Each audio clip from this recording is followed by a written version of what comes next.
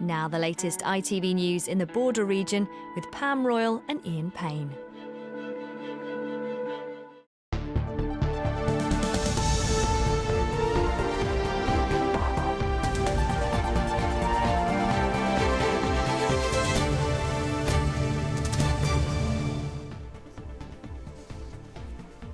Hello, this is Look Around, bringing you half an hour of news for Cumbria and the south of Scotland.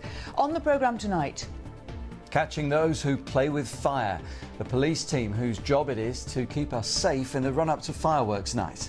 More on that coming up. Also on the programme, a new study raises fresh concerns about transfer times if controversial proposals to downgrade maternity services go ahead. Plus the pioneering policeman. We look back on the incredible life of John Kent.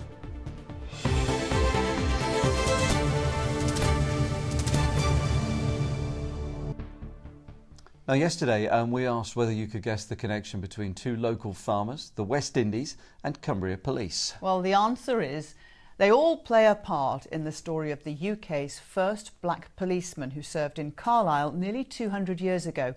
Simisola Jolaoso has more. On the hills above Armathwaite live farmers Ian and Ewan Bowman. A traditional Cumbrian story, but their history is anything but. They're the descendants of John Kent, Britain's first black policeman, who maintained law and order on Carlisle streets nearly 180 years ago. Coming from a family of farmers, on both sides of the family, both my mum and my dad's, I was quite surprised to find there was a policeman in the family, so I was more curious as to how we came from policemen to farmers, if you like. John Kent was the son of former slave Thomas Kent, who was brought from the West Indies to work on the Calder Abbey estate in Cumberland. I was proud when I found out a black ancestor and what he'd been through when it was explained to me, because he'd been a slave and then was brought into this country. I was very proud of not just the physical but the mental strength to survive such an abhorrent regime and to come out of it the other end, because there was such a high mortality rate. And my ancestor survived that, and I'm proud of him. Born in Low Heskett around 1795, John married Mary Bell from Longtown, and they settled on Botchergate and what is now known as Warwick Road in Carlisle. In 1837, John Kent joined the Carlisle police force. This painting that hangs in Carlton Hall is a montage of the police force over the years. Now, right at the beginning, you can see a depiction of John Kent, which shows that he wasn't only the country's first black policeman, but one of the first few policemen to serve in Carlisle. The phrase "Black Kent is coming" was used to scare away misbehaving children, but in fact, sources describe John Kent as a quiet, inoffensive man with a positive fondness for children. He was born in Carlisle, people knew him, and in 1837 he joined the police force.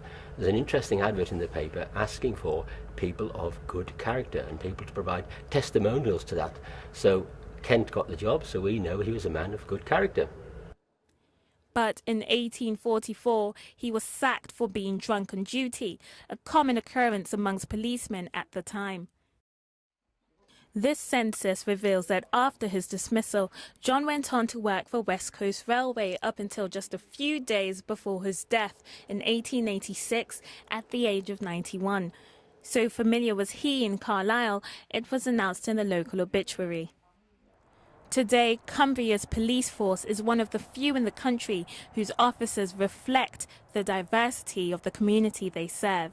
Here in Cumbria, actually, we're quite well represented in that, the ethnic mix in Cumbria. We think we have about 1.5% of BA, ME citizens, and the force actually has just about 1.5% of its makeup coming from ethnic minorities as well. So we reflect that pretty well.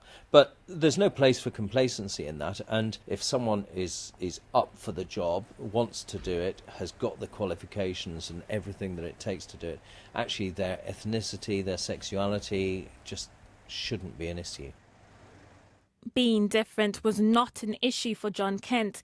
Instead, he created a legacy that almost 2 centuries later, 2 local Cumbrians remain proud of. Simisola, Jolaoso, ITV News.